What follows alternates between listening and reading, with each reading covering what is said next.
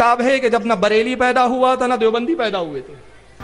دوستو، مولانا فاروق خان رضوی صاحب کی بہت ہی اہم تقریر ہے 12 ربیع الاول سے پہلے۔ اس تقریر کو آپ لوگ ضرور سے ضرور سنیں، پوری تقریر سنیں، بہت ہی اہم چیزیں اور پوری کتاب سے ثابت کی ہے، تو آپ سب سے ریکویسٹ ہے پوری تقریر ضرور سن کے جانا۔ ٹیبل پر بھی یہی ہاتھ میں موجود ہے۔ کہاں سے چھپی ہے؟ بریلیوں نے نہیں چھاپا، ورنہ کل بولو گے بریلیوں نے چھاپا۔ استنبول سے، ترکی سے چھپی ہے، ترکیوں نے چھاپا، استنبول سے کتاب چھپی۔ کس کی ہے یہ؟ اس کی کتاب ہے کہ جب نہ بریلی پیدا ہوا تھا نہ دیوبندی پیدا ہوئے تھے۔ یہ امام ابن حجر المکی الشافعی رحمۃ اللہ علیہ کی 900 ہجری کے امام ہیں۔ نعمت الکبریٰ کتاب لکھی، اس میں ایک حدیث نقل کر رہے ہیں، صفحہ نمبر 6۔ کیا حدیث ہے ذرا سنیے، اور میں پہلے ہی کہہ دیتا ہوں کہ حدیث ضعیف ہے ہمارے نزدیک۔ کیوں ضعیف ہے؟ اس لیے کہ امام ابن حجر نے اس کی سند بیان نہیں کی۔ لیکن دوسری بات، دو بات، پہلی بات حدیث ضعیف فضائل میں معتبر، اور دوسری بات ہمارے لیے اتنا ہی کافی کہ ابن حجر مکی جیسی ذات و شخصیت نے اس کو کوٹ کیا۔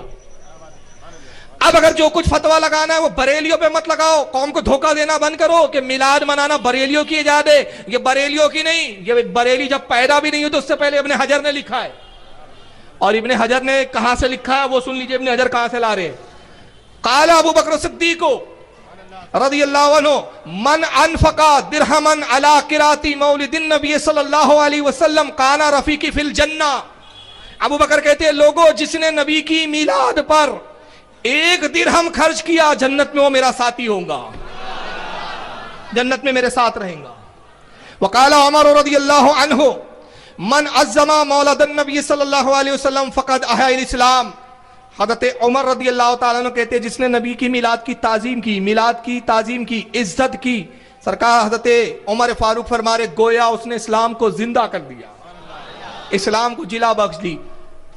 تو کم از کم ابن حجر تک ہم اس کے اگر سند مانے اور امام ابن حجر کا ہی عقیدہ مان لے، صحابی کا نہ بھی مانے بالفرض، تب بھی یہ بات تو ثابت ہو گئی کہ میلاد منانے والے بدعتی مشرک نہیں ہیں، بلکہ اسلام کو زندہ کرنے والے ہیں، اسلام کو احیا دینے والے ہیں۔ تو ان کا فتویٰ مانے کہ اماموں کا مانے، تو تم سلفی ہو کر اماموں کو چھوڑتے ہو تو پھر سلفی لکھتے کیوں اپنے آپ کو؟ تم اپنے آپ کو بے غیرتی لکھا کرو، اپنے آپ کو نفسی لکھا کرو۔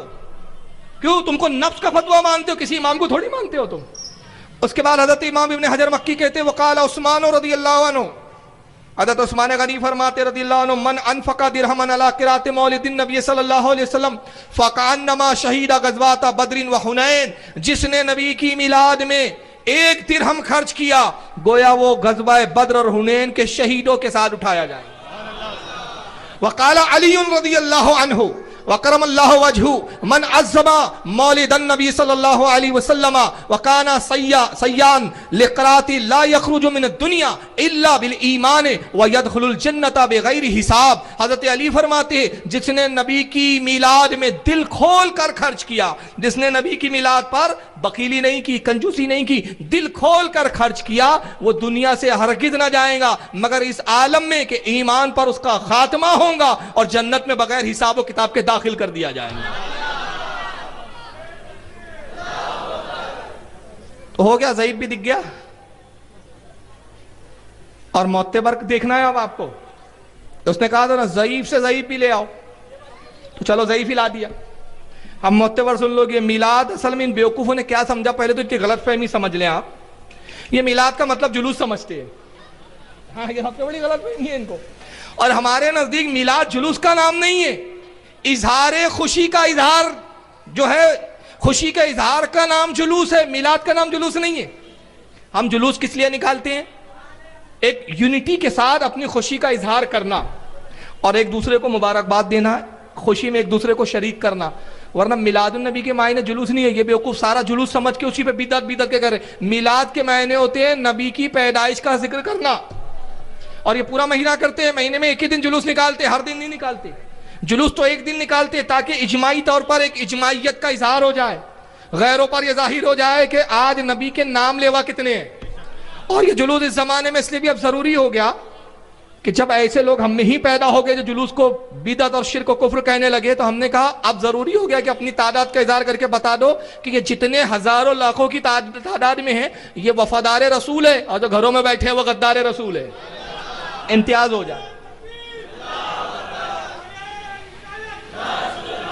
اب کل یہ نہ کہیں کہ سنی بھی کچھ لوگ جلوس میں نہیں آتے، وہ مجبوری سے جو نہ آئے الگ بات ہے، جو ویسے بھی نہ الگ بات ہے، لیکن جلوس میں کوئی نہ آئے وہ الگ ہے، لیکن انکار نہیں کرتے۔ جو انکار کر رہے میں انہیں غدار کہہ رہا ہوں، میری مراد وہ ہے، ورنہ کہیں گے یار فلاں مولانا صاحب سنی ہے، مسجد میں بیٹھے ہوئے تھے، گھر میں بیٹھے تھے، وہ بھی غدار ہے۔ وہ غدار نہیں ہے، وہ جلوس کے خلاف نہیں ہے، میں خلاف والوں کی بات کر رہا ہوں۔ تو میلاد انہوں نے جلوس کو سمجھا، جلوس نہیں ہے۔ جلوس تو پورے مہینے میں ایک دن کو 12 ربیع الاول شریف کو اظہار خوشی کے لیے نکالتے ہیں، ورنہ حقیقت تو یہ ہے کہ میلاد کے معنی نبی کی پیدائش کا ذکر کرنا، ان معجزات کا ذکر کرنا جو نبی کی ولادت کے وقت ظاہر ہوئے، نبی کی شان سے تشریف لائے، کیا نعمتیں ملی ہے اللہ کی بارگاہ سے، کیا مقام تھا رسول اللہ کا، اس کا اظہار، اس پہ خوشی کا، مسرت کا اظہار کرنا، یہ میلاد ہے۔ اور یہ تو سنت الہیہ ہے۔ اللہ تعالیٰ نے خود اس پہ میلاد کی آیتیں قرآن میں نازل کی کئی جگہ، اگر وہ ساری آیتیں پڑھی جائے تو وقت ہو جائے گا، میں صرف 3 آیتیں یہاں تلاوت کر رہا ہوں کہ قرآن میں خود اللہ نے اپنے نبی کی میلاد کا ذکر کیا۔ پارہ نمبر 4 ہے، سورہ آل عمران ہے، آیت 164 ہے۔ اللہ فرماتا ہے لقد من اللہ علی المؤمنین اذ بعث فیہم رسولا، اللہ فرماتا ہے کہ مومنوں پر، تحقیق اللہ نے مومنوں پر احسان کیا کہ انہی میں سے ایک رسول بھیج دیا۔ کس پر احسان کیا؟ کس پر؟ انسانوں پہ نہیں کہا ہے، مومنوں پر۔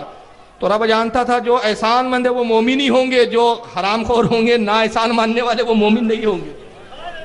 تو کہا مومنوں میں بھیجا، مومنوں پر احسان کیا ہم نے۔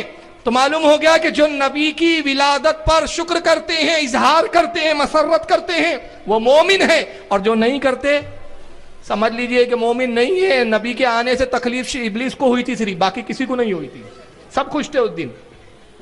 پارہ نمبر 6 ہے سورہ مائدہ، آیت 15، اللہ فرماتا ہے قد جاءکم من اللہ نور و کتاب مبین، تحقیق تمہاری طرف اللہ کی جانب سے ایک نور آیا اور ساتھ میں ایک روشن کتاب۔ یا نور سے مراد کون ہے؟ رسول اللہ کو نور فرمایا اللہ نے، تحقیق تمہاری طرف اللہ کی طرف سے نور آیا اور ایک روشن کتاب۔ پارہ نمبر 17 سورہ انبیاء، آیت 107 میں ارشاد ہوتا ہے وما ارسلناک الا رحمت للعالمین، اور اے حبیب ہم نے آپ کو نہیں بھیجا مگر سارے عالم کے لیے رحمت بنا کر بھیجا۔ تو یہ بھیجنے کی بات، اللہ رب العزت کا یہ میلاد کا ذکر نہیں ہے تو اور کیا ہے؟ یہ پیدائش کا ذکر کرنا، اپنے بندوں پر احسان کا اظہار کرنا، احسان جتانا، یہ میلاد نہیں ہے تو کیا ہے؟